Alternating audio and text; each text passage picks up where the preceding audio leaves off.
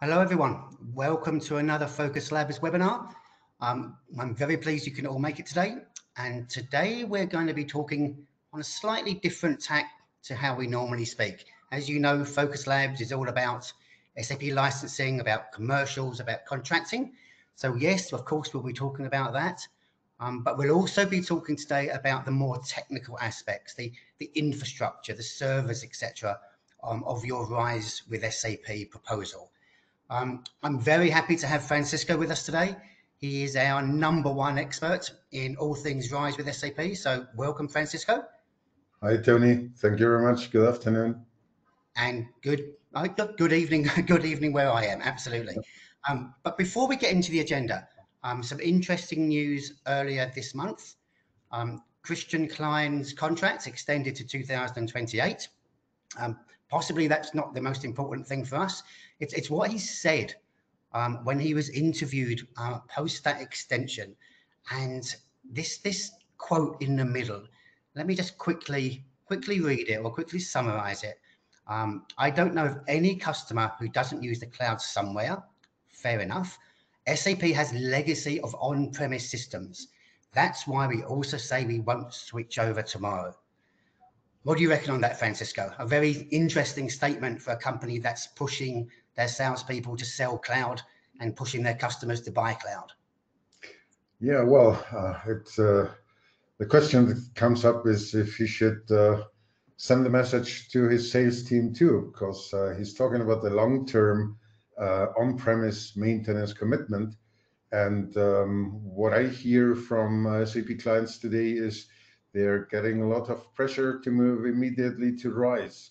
So, Exactly. but that's not what he's saying on this interview, and I'm happy to hear that SAP has a long-term maintenance commitment for on-premise applications. And yeah, especially the corporate clients should be very interested in that. Absolutely. And when we talk to customers, of course, we always tell them that no, RISE is not your only option. And so almost from the horse's mouth, we're getting this commitment from Christian Klein that on-premises is going to be around for a good few years yet at least. But anyway, let's have a quick look at our agenda for today.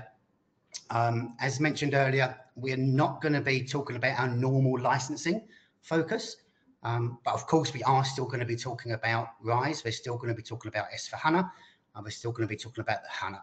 So what are your options in your thought process when you're thinking about moving from ECC to S4, if you haven't done already?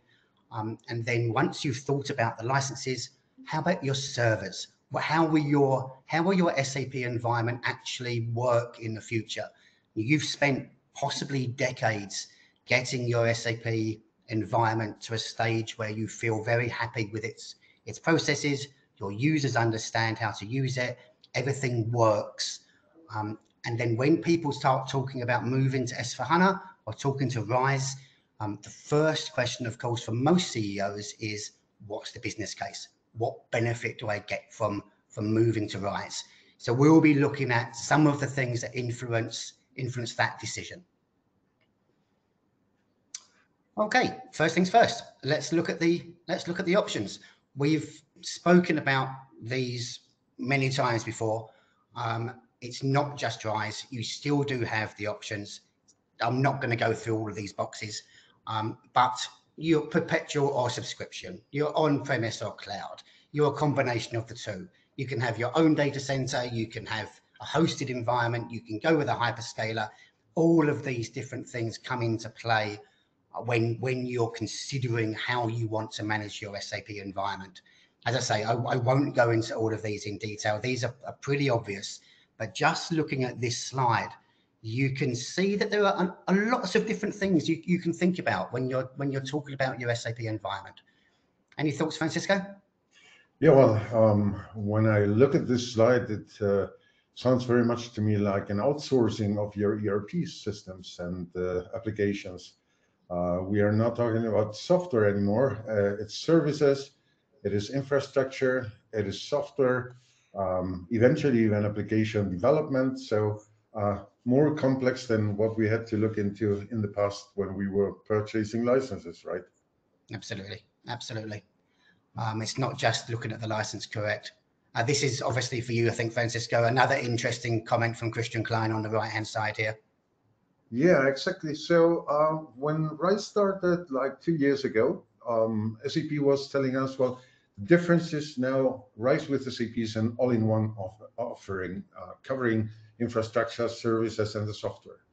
But now when we look at the details, we hear in the same interview with Christian Klein, with RISE, we only handle the basic operation of the SAP system, which is their expertise, as he says. So basic operations, not the full operations of the SAP system. And this is something very important to bear in mind when you configure your future ERP environment. So what are the options here? You already mentioned some of them. When it comes to infrastructure, some clients have their own data center or they are hosting their own servers somewhere else. And this is still an option, even on RISE with SAP, with the only difference that right now SAP is still prescribing the server types and manufacturers that you could use there, saying only Lenovo and HP servers are the ones that you can use on the RISE with SAP customer data center option. So infrastructure as a service, talking about the hyperscalers, IBM Cloud, all the options that you have there, you could be on S/4HANA Perpetual and have your own contract with such a hyperscaler, or you can have a hyperscaler that is subcontracted by SAP, which, by the way, is not the same either, because when you contract the hyperscaler yourself, you have scalable service, elastic services, as Amazon Cloud calls them. So when you contract them through SAP, you're talking about fixed environment sizings that especially can't shrink if you don't need them anymore. So the handling is a bit different. On the service options, when we hear here SAP handles the basic operations, this is more or less what the roles and responsibilities file of RISE with SAP describes, basic operations. But what does that mean? That means you still need your own staff to take care of the rest of the tasks there, or you have out-tasked it to a consulting company, Deloitte, Capgemini, IBM Consulting.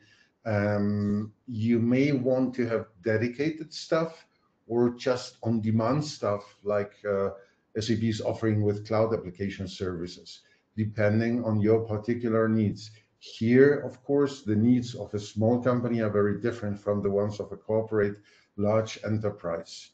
And then again, maybe you have a hyperscaler partner, say Lemongrass, say companies who partner with Azure, like Syntax, and those companies can provide the services that SAP is not offering today. Yeah, I mean, another good point, of course, is if you go with SAP for the hyperscaler, you losing your leverage with your personal agreement, your company's agreement with that hyperscaler as well. If you're taking a big chunk of that contract away, does that mean that you're losing your volume discounts? Does that mean you're losing your sway with your other environments with the hyperscaler? There's lots to think about. And another thing that was on that slide, which is a relatively recent adventure for some customers, is the customer data center. So the ability to have a RISE contract still within your own data center. So that's something that I'm working with a couple of customers on already. But it's something that I don't think it's particularly well known out there, but it's certainly something that particularly the large enterprises, as you say, are really looking into. Okay, the SAP server environments. Let's have a quick look at this. Francisco? Yeah, so what is an SAP server environment? I mean, when we talk about small or mid-sized company, it may not be that complex. So we differentiate between landscapes and environments. Landscapes being quality, development, sandbox, pre-production, production, training systems. So in this example that we see here, we have three landscapes: production, quality, and development. We have one geography, so this is maybe the installation of one country, and it has two functional environments, so the ERP system and the HR system. And then it has some secondary servers that you need to connect your environment to the cloud, have the web dispatcher that manages all the user interface access via web to your SAP environment. So fairly understandable, and why not have SAP managing that? Sounds like a good idea. It's fairly simple. Probably not a big question on complexity or performance here. 8 servers, any small mid-sized company could have that. Exactly. And the next one? Well, the next one is a bit more complex. Yesterday, we see on this example 2 solution managers, more on the middle to the right. And here we have a couple more servers. So 2 solution managers. I was speaking today with a client who has 29 solution managers, because to this company group belong a lot of different companies, so around 200 and divisions, etc. And then we are easily talking about something between 150 to 200 servers for SAP. So we have also different landscapes here: sandboxes, disaster recovery, quality development, production. So complexity grows. We are talking about environments that have something between 50 and 300 servers. So do you think you can cover this with a standard solution? No.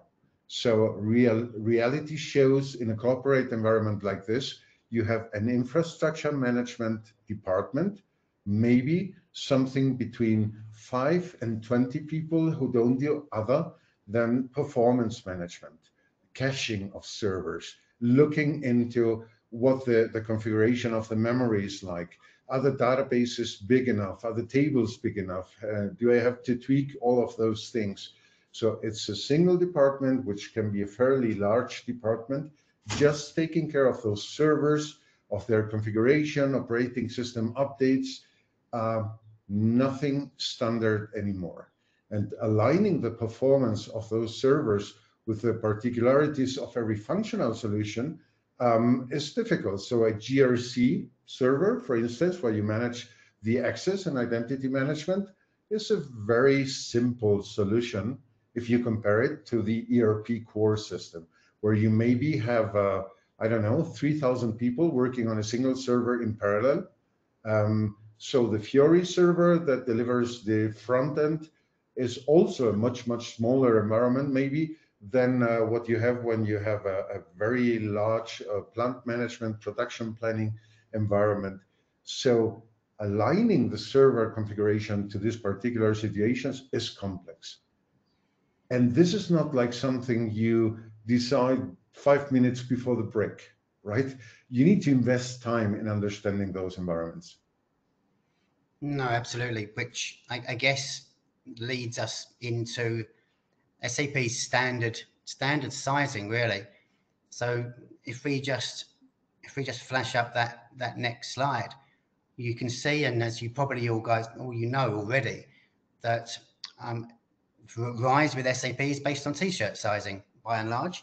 Yes, you can buy more at significant additional cost, but your basic sizing for your environment is based on the number of FUEs you have. So the FUEs, the full use equivalents, directly linked to the number of users you have and what they actually do in the SAP system, actually determines, according to SAP, what your system should look like, how many servers you'll have, whether or not you'll have a quality server. So it's very difficult to see on this slide the numbers, but when you look on the right-hand side, and when you think back to Francisco's example just a few seconds ago about the complexity, is this going to make sense for you? This t-shirt sizing, does it fit your requirements? It surely does. If you have 1,000 users, right? If you have 500 users, t-shirt sizing is a good pricing model. We use it too. Yep. It's just not something that would match the requirements of a company with 100, 200 servers. Or 200, 300,000 users. So And also another thing, of course, we all know customers that have a relatively small number of users, but they have a very complex environment because of the nature of their business. And we also know customers that have many thousands, tens of thousands, hundreds of thousands of users who have relatively simple environments. Again, down to the nature of their SAP environment and what they use it for. Doing this work, understanding how this all fits together, absolutely crucial. Yep. So if you ever set up a user or even contracted AWS, the AWS hyperscaler cloud, and you go into the management console and you try to set up a new server, you're confronted with questions like the operating system, the purpose of the server. Is it the database or an application server? What is the memory? How many cores do you need there? How much storage? What operating system configuration do you want to have there? Is it a server led to multiple accesses? Is it a server that should always be live, or that you pay by the usage, by the minute? So in comparison to that, this is a fairly simplistic solution, what we are seeing here. And it matches probably the wide mass of many SAP clients, but it's definitely far away from what the corporate client is used to manage when he has a hyperscaler management console where he decides how he buys the service of having a server. Is this a simple server with little performance? Is this a big one?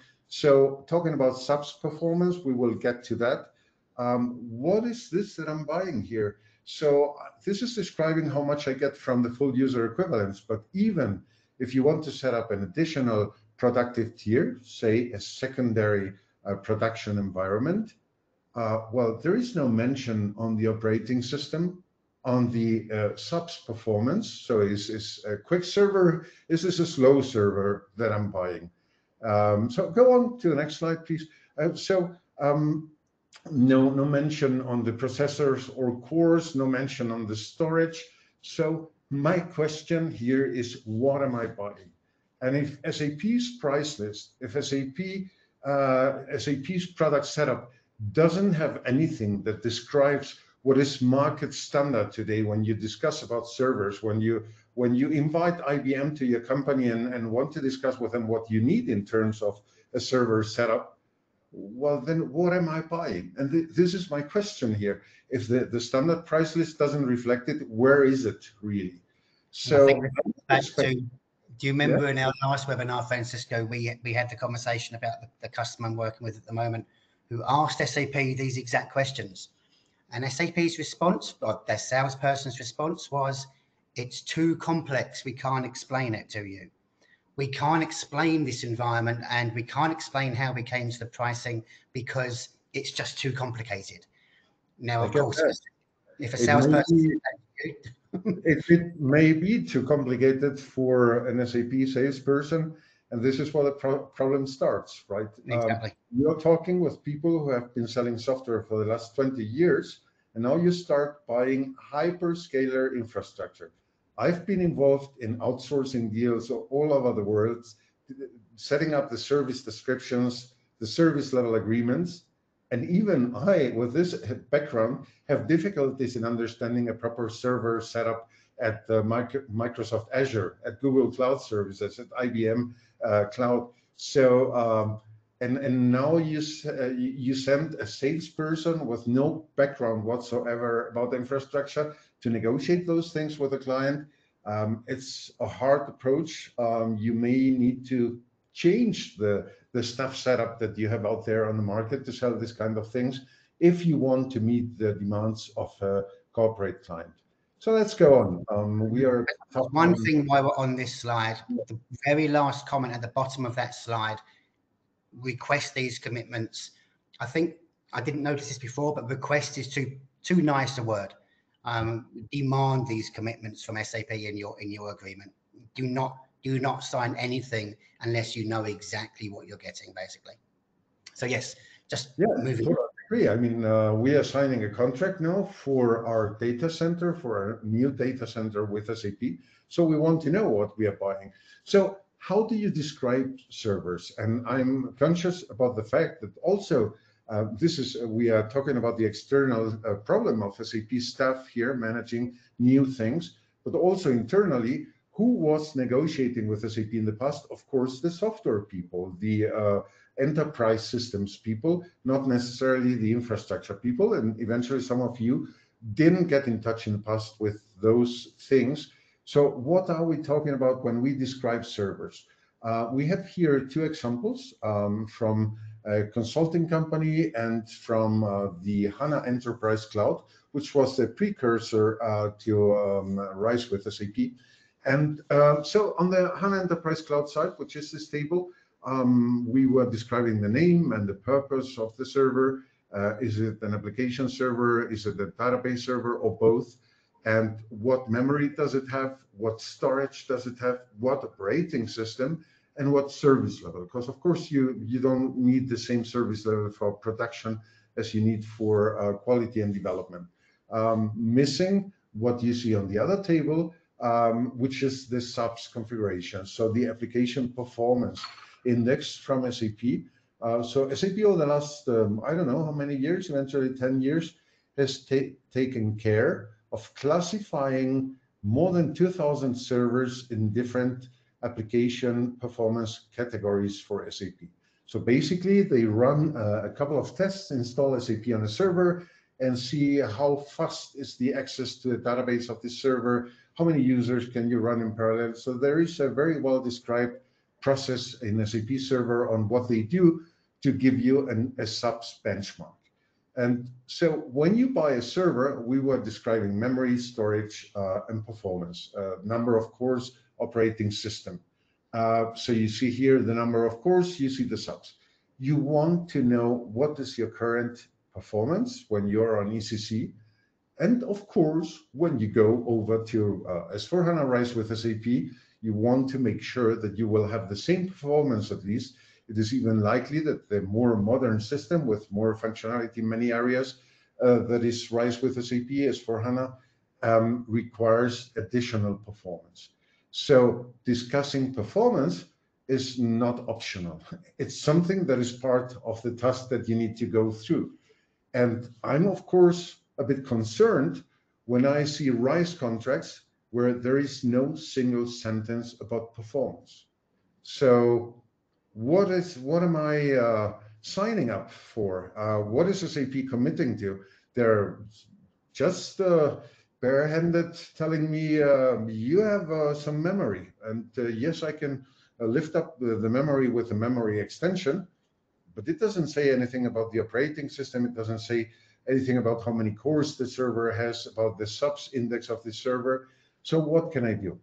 Now, SAP themselves, they do describe how to do a sizing exercise, which is mostly targeted though for the memory of the servers. Very important when you have an in-memory database like HANA is. And they talk about the SAP application performance standard. And you have here the links where you can look this up. So there is a process for sizing your servers for the future. And the subs is a very important part of it. What you need to do is look up in the subs index what performance index does your server have. You add all of this together, especially for production. It's also important to a certain extent for quality and development, but mostly for production. Add up what you have today and make sure that what you get in the future matches what you have today, or even increases the performance of this. I think increasing performance is definitely what we're looking for, Francisco, isn't it? I mean, anything that only maintains what you have for the moment, and you're paying X millions of dollars to move to an environment.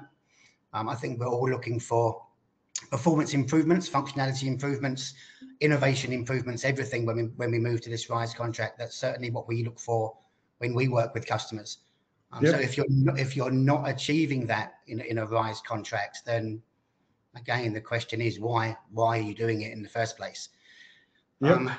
And you mentioned performance. Obviously, the other side of performance is SLAs. I recognise that as usual we're running out of time. So there are SLAs that come by default in a RISE contract.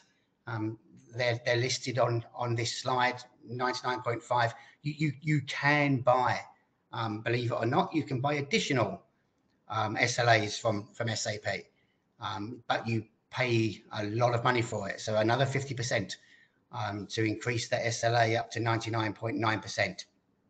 What do you reckon on this, Francisco? Does this make sense for customers to have these sort of standard SLAs? Yeah, so let me explain first a bit on this. So we differentiate here, or SAP differentiates between the RISE production default SLA, 99.5, and the RISE server default. So RISE production default means this is the overall SLA of software plus server, and then the SLA for the server is what you would get from your hyperscaler, basically. And then at a 50% additional cost, so 50% of the net recurring fee, you can, for some products, especially for the ERP Center core, increase the service level to a market standard, which is 99.9%. So the service level is calculated on a monthly basis, so not daily, not yearly. Very important to understand, because differentiating that means how many minutes can a server be off. Can be down. So first thing is, these service levels are not really market standard. The 99.9 is. So if you want to match the market standard, you will have to pay the 50% on top of that. Second, the programmed maintenance windows that SAP is suggesting in their contracts today are much, much bigger than what market standard is usually. I mean, I reckon that they are doing system updates, so application updates, and that they eventually need more time for that. But the fact is, it is a bit above the usual market standard. But then again, the next question comes, what does happen if SAP doesn't match those service levels? Well, not a lot. We'll get into that a bit later. But the problem is not only what are you promising, but what happens when you don't achieve what you're promising. So I buy a 99.9, but my server still was down for a full hour. SAP didn't match the service levels. So what are the penalties? And even penalties, what clients have been telling me for the last 15 years is, we don't care about penalties. You know what? If you have my 2,000 people in my fabrication plant not working for a full day, there is no penalty that can pay this off. So the problem is much, much bigger than what you can compensate with any penalty, because I wasn't able to produce, or I wasn't able to sell my products for a full day. So I have 2,000 or 20,000 people not being able to deliver. And this is a big, big problem. So this is serious. This is not just numbers on a contract. This is securing your production, securing your business. And this is what people who were engaged in outsourcing negotiations over the last 30 years have been dealing with. Finding proper agreements with the suppliers that guarantee at least the same level of quality and delivery that your internal IT departments were having. So now when we talk about RISE with SAP and delivering your the control of your infrastructure to SAP, of your services, you need to bear in mind that this is about your business. This is a bit about securing the core of your company. Some more examples here, we can jump over that, be aware that you can't get the higher service level of 99.9% for around 197 products. And then we come over to speak about backup and the standard SLAs. You want to take this over? Just a very quick one, a simple one on this. That there are basic stuff included in RISE. A common theme that you'll hear throughout these presentations, throughout these webinars, is that if you want more than standard, then you pay. There's no getting around that. You get something with RISE, but if you need more, you pay for more. When we get into the disaster recovery conversation in just a minute, just one quick question, one quick observation about those SLAs we were talking about. You and I were talking about this earlier, Francisco. What is the final penalty for SAP if they fail to match their agreements? Bizarrely, we think that the ultimate penalty is that the customer has the right to cancel. I mean, how does that help the customer? It's bizarre. Yeah, it's bizarre. That's not what you're looking for. I mean, if you invest now millions in setting up a new ERP environment, the compensation for SAP not delivering can't be you're allowed to cancel the contract. So SAP does vaguely describe some compensations, but the compensations, honestly speaking, that I have in mind, and I need to look that up, were very, very minor. We were talking about the 10% of monthly subscriptions and things like that. There is not a generalist penalty for any service with SAP. You need to look it up in the single service description, of which there are a couple of tens. So for RISE, for BTP, for Ariba, etc. So the situation is different with every product. But getting back to it, this is not the issue. The issue is making sure, how can we guarantee a service delivery? The penalty is just, well, will I get some compensation when the thing is broken? But it doesn't really help me out, right? And almost irrelevant. Yeah, absolutely. If your system is down, then your system is down and your business is down. Yeah, and honestly speaking, in negotiations of outsourcing, like years ago when we were negotiating, for instance, the biggest outsourcing deal for infrastructure and services in Europe, the penalties we were talking about was a full year of the outsourcing rate, which was an amazing amount of on top of 400 million euros as a penalty. And now we are talking about a tenth of a monthly subscription rate. This is nothing. This is not anything that would help you. So what else? Disaster recovery. You were saying cost is something, and cost is important here because you take the RISE with SAP basic price, and then we need to add 17% for disaster recovery, eventually 20% for preferred success. So 5% to get a higher service level, or 50% to have the 99% service level. So what are we talking about? Then we are suddenly doubling up the price of RISE, even for products which don't get this higher service level. So just to get to the industry standard level. Yeah, exactly.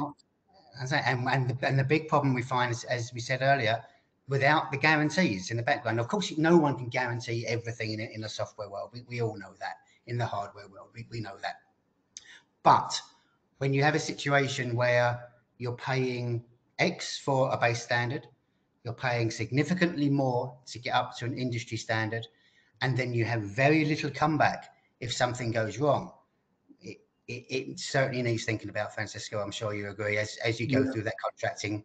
I mean, for me, the most important part, Tony, is, the situation today when you contract with SAP is you have your master services, master license agreement, right? This is like what you've been looking at for the last years, always looking at the terms and conditions. Well, now we are talking about some kind of outsourcing service. So outsourcing is defined intrinsically by service descriptions and service level agreements. So it is the core of any infrastructure services deal. Now, what SAP is saying, well, we have a link to those services and service level agreements which are in the web, and we can change them anytime. Well, sorry, no, this is not how things work. You want to get into the infrastructure and services business, then please give me an attachment with the service descriptions and service level agreements as an intrinsic part of my contract, so that I can understand what I'm buying, which servers, what memory, what performance, what service levels, what penalties. This is a service description. This is what you need today, and you need to really push SAP hard to understand that if you're a corporate, this is all about your business. Don't just accept the generalist indication that this is the future, this is digitalization, this is where everyone is going. No, you're leaving your systems to a new company, and you have the responsibility to make sure that what you're buying reflects exactly what you need, and that you don't leave it up open in the air, because that will eventually break down your operations, right? Absolutely. And remember, this is a decade or even 2-decade decision that you're making here. So if you don't get it right now, it can only come back to bite you in the short term, unfortunately. It's worth investing the time and effort now to make sure you get it right. The management summary that we showed just 2 seconds ago, very, very obvious. We've been saying this for years, Francisco. Make sure you know what you're getting into, basically. That could just be the one line on this one. Make sure you investigate it. Make sure you understand it. Make sure you contract exactly what you want before you sign anything on that SAP piece of paper. That's our advice, and that's consistently our advice. In Spain, we talk very much about the historical memory. Don't forget about the past. So the past was that the first outsourcing deals that happened in the IT market were awful, and everyone was unhappy. Why was that? Because no one was describing the services. They had no agreement on the service levels. They had no agreement on what happens if, what am I buying, what am I not buying? So don't make this mistake again. Take the time. After 5-10 years of outsourcing, suddenly the quality went up by a lot because people learned out of the mistakes, and then suddenly things were happening better. So learn out of this history, and learn that if you want to outsource your services, your infrastructure, your software delivery now, you need to take time to describe those environments, those services, those service levels, etc. This is what this is all about. Take the time, make sure that you know what you're buying, and then you'll have a good working operational environment for your ERP. We can help you with a methodological approach that we've tested in many projects there, describing the services, describing the software setup, describing the sizing of the servers, the penalties, the terms and conditions. This is what we do on a day-to-day basis. So contact us and see. Let us show you our methodology. This will for sure help you getting a better deal with SAP and being aligned on what you're obtaining and what you eventually need to contract externally with a third party. No, absolutely. And obviously at VOQUZ Labs, we do all that work about the discovery, but we also help customers in actually negotiating the contract with SAP as well. Not just making sure they have the information, but making sure they use that information to achieve the best result they possibly can. Wonderful, Francisco. A lot of information you've given us today. Obviously, a lot more information we could be talking about. We could talk about this topic for hours and hours and hours. Thank you, everyone, for joining. Any last comments, Francisco, before we move to the Q&A? Let's turn over to the Q&A session then.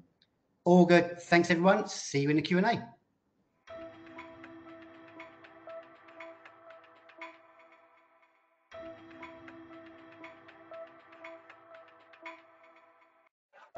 Hi, everyone. Welcome. Tony, thanks for staying.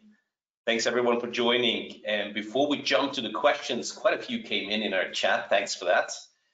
We'd like to go through a little survey to just see where we all stand with RISE and what the situation is. It's obviously not representative. It's sort of part of this group.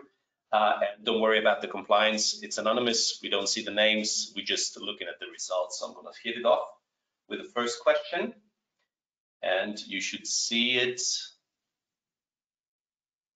popping up now. And the question is quite simple. Have you even received the RISE with SAP offer yet? Have you even received the RISE with SAP offer yet? I'm going to leave this open for another 5 seconds to give everyone the opportunity to click and to answer, and then we're going to have a look at the results.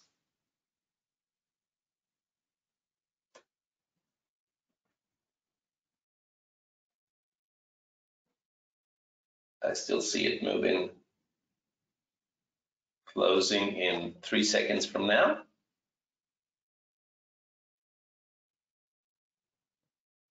Closing. And let's have a look at the results here. Okay, 42%. I would say only. Am I wrong there? Tony, what do you think? Does this surprise you?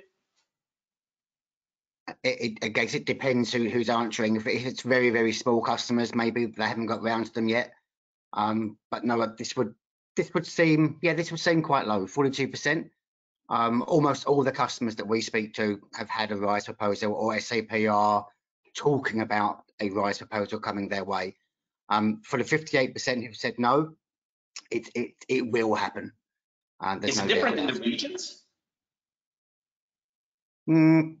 The messaging is slightly different in the regions from SAP's representatives, but the SAP's worldwide goal is to move everyone onto this program. So yes, there are nuances, of course, depending on where your business is, but realistically, this is still SAP's global premise. Get it. Let's jump to the next one. And you should see it now. Would you consider RISE with SAP as a potential contracting path? Will you even consider it regardless of whether you've received the offer now or not? Leaving this open for another 5 seconds from now to make it a bit quicker.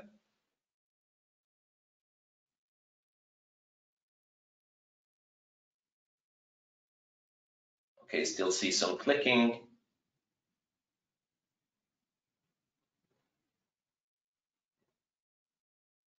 Closing in 2 from now. Thank you. Let's have a look at the results. Okay, it's 70% that are looking at the path. This is also something I would be interested in looking at the different regions worldwide. As I said, some have probably done so already. This isn't so surprising either, though, Stefan. To be honest with you, but there is a market push. I mean, we looked at Christian Klein's quote earlier that he didn't know a customer that doesn't have some form of cloud environment, and so I think most customers would, in inverted commas, consider it. Whether they do it or not is a different issue. The interesting one is the no, because if that flows across all of SAP's install base, that 30% of customers wouldn't even consider moving to that model, what does that do for SAP's overall goals? That's the interesting one.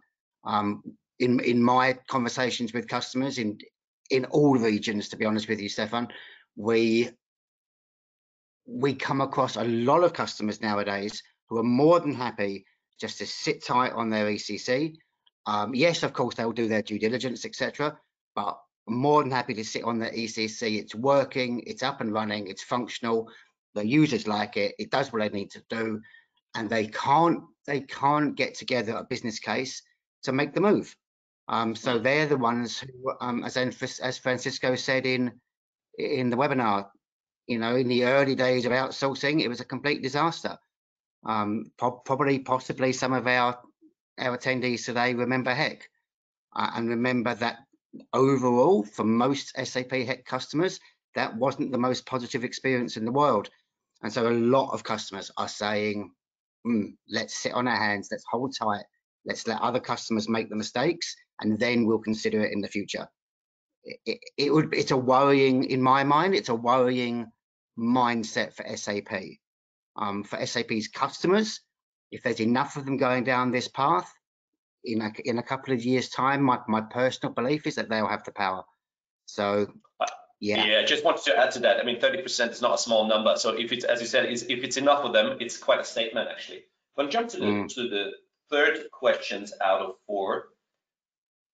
Let me send it to your screens. You should see it now, and this relates to the webinar now. So were you, before watching this and listening to Francisco and Tony, were you aware of the RISE contract parameters impacting your SAP system's performance?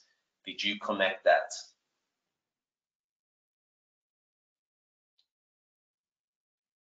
I still see people answering and clicking. There's quite a lot of movement going on. Thanks for participating, by the way. This actually helps us get a little bit of an orientation and a view on where you all stand. Okay, closing in 2 seconds. Closing now. And sending the results to your screens. So 63% were not aware. So good, we did that, actually talked about it, and we will in the future. What do you think, Tony? Yeah, I think it just brings home exactly what we've been saying, that there's a complexity there that SAP doesn't bring to the table, to be honest, in their standard negotiation. It's sort of done by a salesperson, as we said earlier. They don't get into the complexity. They basically say this is the right thing, or in some cases this is your only option, and are expecting customers just to go along with it. So I think this type of webinar that we've done today, not overall our traditional licensing one, but more an holistic overview of what's expected. I'm hoping it's opening a few eyes, and hoping maybe people will look at it a little bit more detail when it comes their way. It looks like it. Jumping to the last question before we go to the actual questions from the chat. You should see it coming up on your screens in a second. There you go. Have you compared the TCO of RISE with SAP against S/4HANA Perpetual? This goes away a bit from sort of the performance part, but just to understand whether you have compared the options that you have in general. Leaving this open again for another 5+ seconds. Still see some movements. Closing it 3 from now.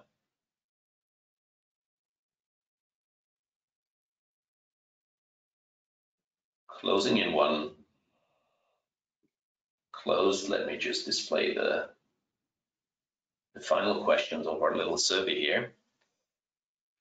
And yes, some have compared, but quite a lot haven't. So maybe time to do so. What do you think? No, absolutely time to do so, whether it's with us or whether it's internally or whoever. I think the level of awareness is creeping up, that this is something that you have to do. I know an S/4HANA proposal landing on your desk on the Monday and SAP asking you to sign it by the Friday is not going to happen anymore. So that there is a detailed analysis happening at most customers nowadays, which obviously we recommend and we welcome. So yeah, this is largely good news, but 42%, still some work to do, guys. You're right. Thanks for participating. Let's jump over to the questions. We have about 9 minutes to a hard stop. If we you don't manage to answer all of your questions now, we will follow up, especially in this time slot. We'll include Tony in the questions there, so you can communicate with each other and we can find each other and follow up until the end. Let's jump to the first one, which is a comment basically. Christian Klein mentioned the basic functions being in RISE. What is necessary to cover the full functionality if the customers go the RISE way? I like the phrase "go the RISE way," not the right way. I'm not sure. There is I guess there's a couple of answers to that question. SAP does publish a list of roles and responsibilities. I think we've spoken about it before. It's a public list of everything that's included in the RISE offering, everything that's optional, everything that can only be done by SAP, and other things that can only be done by externals, or just as importantly, what's not included in the RISE, what is never going to be included, whether you pay extra or not. I say that's a publicly available document called the Roles and Responsibilities, and unfortunately, it means that you need to go through that document internally in your business and work out what you actually need in your SAP environment. and then just basically work out whether you need to do it, whether SAP can do it, whether your incumbent suppliers can do it, or whether you need to find a workaround for it. It's just it's a piece of work that needs doing, unfortunately, and it's a long list. It's a long list, but it's publicly available. The second one is someone is interested in the volume discount point that you guys made. So am I. Yeah, it's all going to come down to if that's the one about the hyperscaler. You know, do you lose your volume? Is it that volume discount statement? I don't know. It's going to be on a case-by-case basis, isn't it? It's something you'll need to discuss with your hyperscalers if you're going down that path. If that's the volume discount we're talking about. And what would be the best approach actually to start a conversation about it, do you think? We've had this conversation again before, and this is a double-edged sword, isn't it? Because even within the hyperscalers, you've got some salespeople who do not like the concept of RISE because it takes away their conversations with their customers, but you have other aspects within the hyperscalers whose job it is to push RISE and to push the hyperscalers within RISE. So it's one of those strange. Well, and you could be talking to two people from exactly the same company with two different agendas who are trying to push two different things. Unfortunately, it just needs a grown-up conversation. It sounds like real life, actually. Jumping to the next one. Hearing the bad things about missing penalties for failing SLA, will all SAP ECC customers sign the RISE contract and leave ECC, in your opinion? This might be the reason why Christian Klein mentions the importance of on-premise setups. This is a theory, more or less, including a question. Yeah, exactly. I mean, this is a theory. Coming back to your earlier regional comments, there have been regional differences in the messaging coming out of SAP. Some regions have been a bit more pragmatic about RISE not being for everyone. And other regions have basically been saying you must move to RISE. I'm hoping this statement by Christian Klein means that there's a more global realization that RISE isn't going to be for everyone, at least not immediately.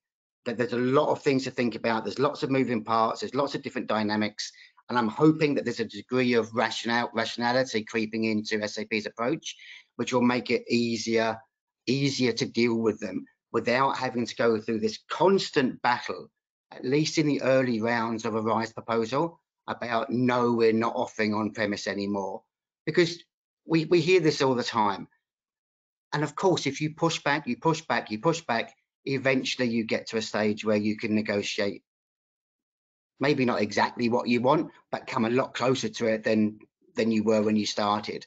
So I'm hoping this statement from Christian leads a little bit of pragmatism into those early stages of negotiations, so that we don't have to have this battle to get things moving. We do get things moving. We get things moving all the time, every time. But it just would be nice to be a little bit easier. The next one actually suits what you just said, talking about pushing back. And I remember you talking about being self-confident about negotiation. And the guest says, I personally have talked to many clients who had been shocked by what they get if they accept going to RISE. However, all of them were saying that SAP won't sell them any further perpetual licenses for their on-premise operations unless you pay list price. And what would be your advice to such clients, how to sort of approach that type of conversation, it sounds like? And we hear it all the time. And this comes back to, I think, what I said a minute ago. You just do not take no for an answer. Your initial conversations, I guarantee you, will be with the salesperson. I almost guarantee. And inevitably, it's going to be with the salesperson to start off with.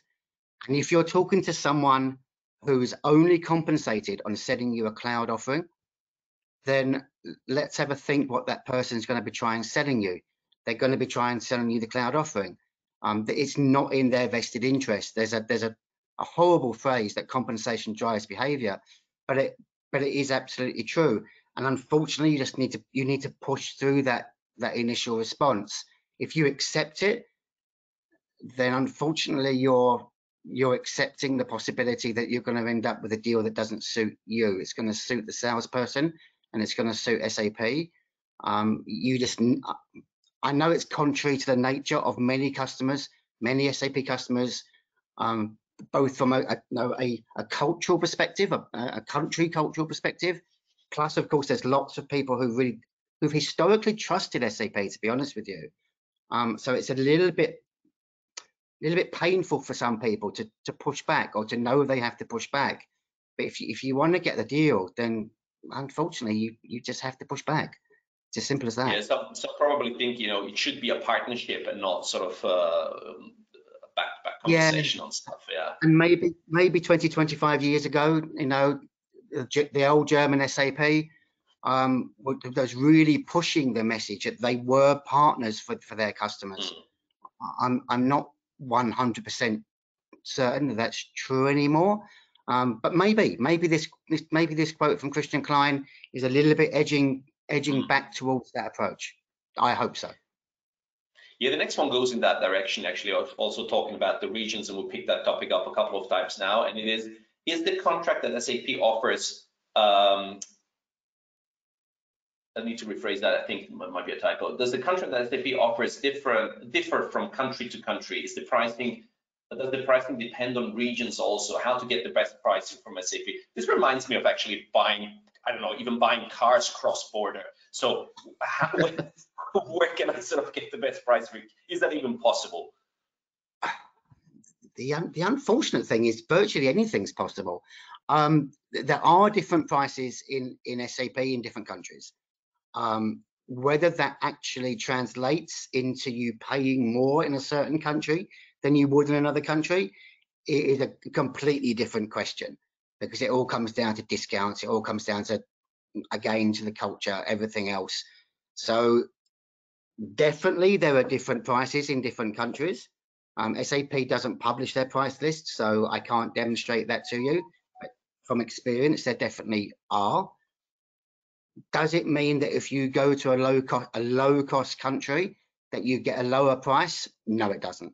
Not in any way, shape, or form. It all comes down to the negotiation. And I've worked with customers who historically, before we started working with them, I know very large customers that have got horribly low discounts, and I know very small customers that have got very, very, very nice discounts. It comes down to that confidence level, the pushback, everything else, making sure you have the information. Unfortunately, that's the way that SAP wants to do business nowadays. So that's the way it is. But talking about the confidence level, to me it sounds, and please correct me, to me it sounds the better you know your own system and the better tools you've just actually used to evaluate where you stand, you don't simply have to say, oh yes, well that might be right, we're suggesting now, Mr. Salesperson. Is that a way to do it? Well, of course, if you have no way of validating what SAP is telling you, and forget SAP, of anything you're buying in any walk of life, in any part of your transactional lives, if you don't know what the customer, what the supplier is telling you is true or not, then how do you make a value judgment? You don't. It's as simple as that. Yeah. Really sorry, Stefan. Everyone, we need to wrap it up now, I'm afraid. Yeah, you're right. I actually even lost track of the time. There are a couple of questions that thank you for participating here and asking the questions. Actually, thanks for the positive feedback. I'm not sure if you read that. It was an interesting session of you two, Tony and Francisco. Thanks for that. Somebody commented. We're going to come back to everyone who asked the question. We didn't manage to get back in time now. Thanks everyone for joining. Tony, your words. Thank you, everyone. See you next time. Bye-bye.